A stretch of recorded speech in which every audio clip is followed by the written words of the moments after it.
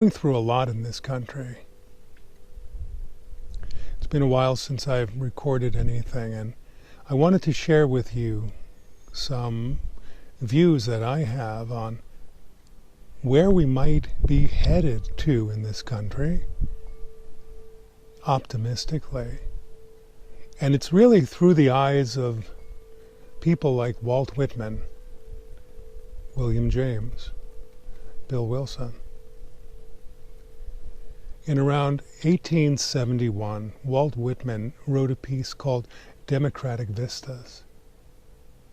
It was after the destruction, the death, the disease, and the collapse of nearly the entire country. So if we want to take a look at where we were, it might give a little bit of an indication as what we might be able to do, where we came from, and very hopeful for the future. Thanks a lot.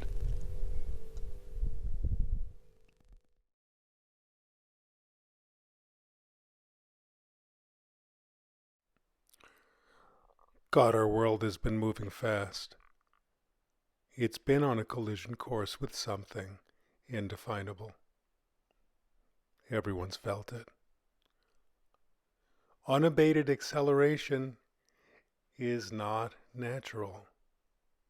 Yin converts to yang, and every excess leads to a deficiency. Like a sine wave, that is natural. Stillness will have its way. Slow down or get knocked down. Better to stop short than fill to the brim, says the Tao Te Ching. Over-sharpen the blade, and the edge will soon blunt. Clearly we've needed a change, yet we haven't found our way. The Tao adds sanguine advice about the unattainable. Yield and overcome. Bend and be straight. Empty and be full. Indeed. It also admonishes us that the world we see is not the entire world. There are eternal principles and energies at play. Walt Whitman's essay, entitled Democratic Vistas, was published in 1871. It was published in the wake of the Civil War. It is a reflection on American life and values coming out of a time of horror, hope, and calamity. We might take a moment to hear him out today. There is a very important central argument that is highly translatable to today's world. It was written to us, the citizenry of these United States of America. Many of his poems address us directly, who were unborn for 100 years or more before its writing. He hoped that the new world would birth a new way of thinking, new inventions, new forms of art, and new spiritualities. Whitman does a superb job of relating something so sacred and special that all Americans now can pull something positive out of it. His reflections were profound. He recounts of those who he called the old-timers, those who were young and vibrant at the time of the American Revolution. He was born in 1819, and in his youth he heard stories from those who were alive during the Revolution of 1776. He spoke of the gleam in their eyes as they related the story of the specialness of their cause. That humanity was endowed with unalienable rights, and that laws of nature, reflecting eternal principles and energies, were endowed by their Creator. Now, before we go on a tangent arguing the existence of God, or whether we were a perfect and just society, we need to understand just how novel what it was he was talking about. Nobody had unalienable rights. In monarchies, rights were at the behest of royalty. Religious denomination historically yielded ultimate power. Forget about despots and dictators.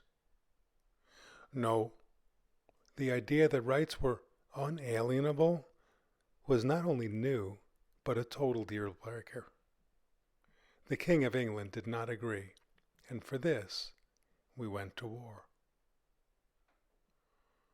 Whitman waxes on how special this was on the face of the earth, but he offered a serious warning. We needed to be wary of the tendency to fall into old habits. We needed a new kind of thinking and spirituality for this new world. But the human tendency to exert power and to be the strong man in political and entrepreneurial affairs is much of what brought on the Civil War. The New World required a new way, a new paradigm, as he called it. We needed new art, new thinking, new culture, and new governance. The native cultures the settlers encountered and the vast open spaces had an effect upon the new American spirit. Freedom has responsibility. We've all heard that. But what does that mean here? Being given the most powerful gift of life, liberty, and the pursuit of happiness without responsibility or accountability is a recipe for disaster. Whitman speaks to the responsibility of safeguarding the system, and not in a way we might think. It is the civic duty of each of us to develop a personal relationship with whatever we apprehend as the eternal, and then to conduct our lives accordingly. We each, in our own minds and hearts, need to cultivate a living awareness of its qualities. So, just as rights are unalienable, so is the responsibility of reflecting back to the divine appropriate behavior. It is an unavoidable civic duty and completes the circuit. In Taoism, we would call it Daoda, as in Tao Te Ching. Tao is the primal force, and Da is its reflection back. The cleaner and more accurate the reflection, the more polished the mirror, the more virtue we have. Something mysteriously formed before heaven and earth, in the silence and the void, standing alone and unchanging, ever present and in motion. Perhaps it is the mother of 10,000 things. I do not know its name. Call it Tao. For lack of a better word, I call it great.